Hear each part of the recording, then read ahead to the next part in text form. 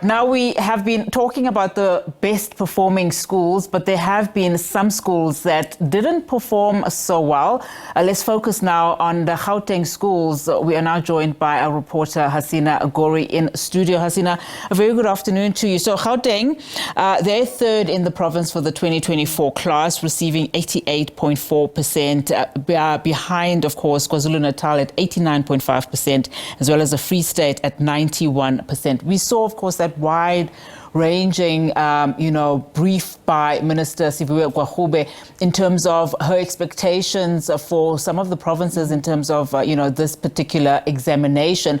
But unfortunately, there were schools that did not perform so well. I mean, we are seeing in some areas in Gauteng, in fact, that there are schools reportedly 0% schools still existing. It's very hard to believe that that is still the case. Just talk us through what you know as you interrogate these numbers. In that background of this historical, results coming out, exceeding numbers since the dawn of democracy, we still have schools who are quite far behind. And in Gauteng, it's quite interesting that the area which is where the most high-performance schools are, which is in the Gauteng West, is also home to two schools which we had identified as 0% schools. At this time, we don't have the data for this year specifically, but these were schools who were identified in the past who were 0%, and they are in the Gauteng West Rand. This morning, we went past those schools to try and get a sense, to hopefully speak to the administration, to hopefully maybe see parents that were there. And both these schools were completely deserted, completely shut. This is also just a day ahead of school opening tomorrow. So it was quite interesting to see that. But these are just, some of the schools. There are three that we identified. One was also in Sedibeng, but there were also others who are under 50%. These are from Ekurhuleni and other areas, specifically in the inner city of Johannesburg. And when we were looking into trying to identify what would be the cause of the schools having such a lack of results coming out. Last year when we spoke with the Gauteng education spokesperson, Steve Mabona, he did say one of the issues was mismanagement and administration. And one of the interventions that the Gauteng department did bring into place was in some schools changing the principals, bringing in extra, educators in, bringing in staff to ensure that those learners were able to get the assistance that they needed, that they were getting the necessary learning and teaching that needed to happen.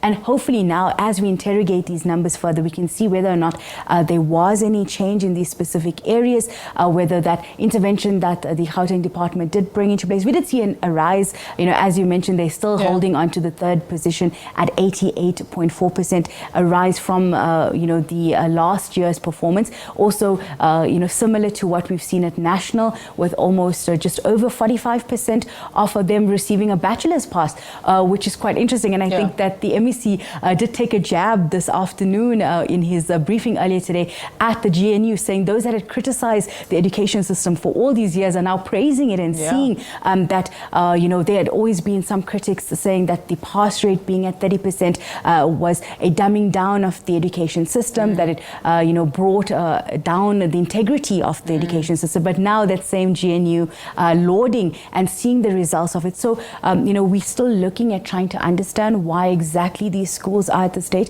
But what was very interesting was during an Imbizo last year, the MEC of Gauteng said what they found was in communities where there was peaceful communities, where there was safety, you saw the same replicating in schools. However, we saw the same when it came to violent communities. So specifically in some areas in Ekurhuleni, in Tembisa, there were schools that were known for gang violence, where there was drugs, where there have been, ammunition and firearms found in schools. So we're hoping even tomorrow, as we go into the new school year, to look into whether the safety programs that have been put into place are, leading any results, and where the schools are a safe place. And I wanted, to touch on that point in terms of, as we look at some of the drivers that, are making some of these schools underperform, how safety plays a role. I mean, you've been covering some schools. You mentioned the Imbizo last year. Maybe talk a little bit about just some of, the things that came out of that Imbizo in terms of the drivers of violence in these schools. We've seen, of course, some teachers also being harmed, some pupils being harmed by teachers. Is there a concerted effort, do you think, by the Department of Basic Education in this province to try and rectify that? As you mentioned, we've seen this happening in the last few years.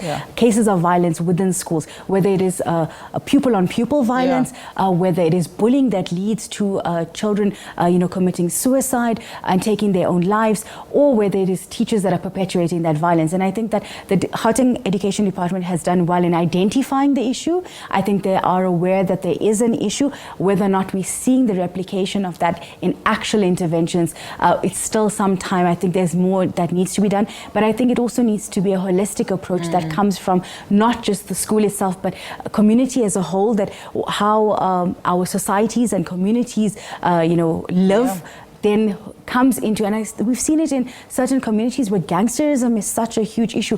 We've covered raids at schools in the inner city of Johannesburg, in the southern suburbs, where you'd get to the schools and you'd find out that half the school had bunked because they knew that police were coming, and there were issues of drug dealers that were operating within the school sector, and not just in high school, in primary school. I remember us covering these kind of incidences, and I think that we need a holistic approach where the community police forums, police, but also community safety as the department also comes on board alongside education, alongside the department and the schools, but governing bodies, parents as well need to take responsibility and ensure that when they're taking their children into the school environment, they're aware about bullying, criminalities that are happening.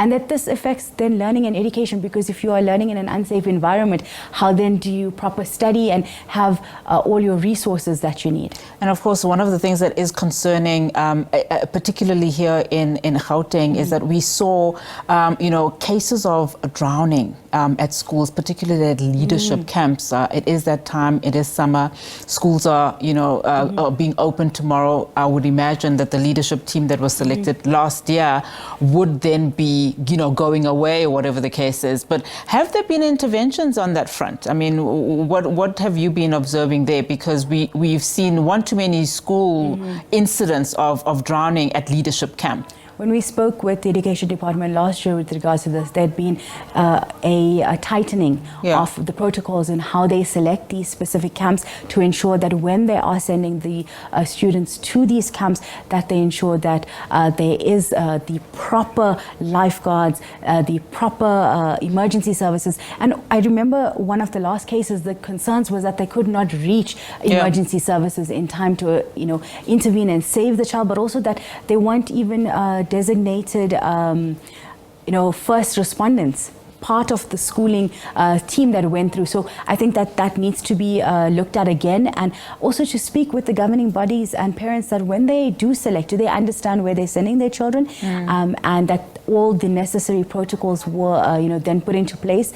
And I think as we go into the school year, it's going to be quite interesting to see not just this specific part, but also the issue of placements. I think that's also an issue that we're going to see come up tomorrow. Absolutely. With the numbers, whether or not they've been placed, the grade 1s and the grade 8s. We know that usually come the first day of school, the district offices are full up. So hopefully tomorrow we don't see that lines, and that every child in Gauteng has a desk in a classroom, because an issue of, there's too many learners to classrooms in Gauteng, so that's going to be an issue we're going to look out for, come tomorrow as well. Absolutely, and of course, the SABC News will be all over that story too. Hasina, thank you so much for that. Of course, Hasina Gori just giving us another picture to this particular story we are following for you in terms of the Matric results, just those schools that have been underperforming, and just other problems within the schooling sector that, we have raised issues on. We are going to be in conversation again with another SABC reporter, Lerato, just on the scholar transport in as far as schools are concerned.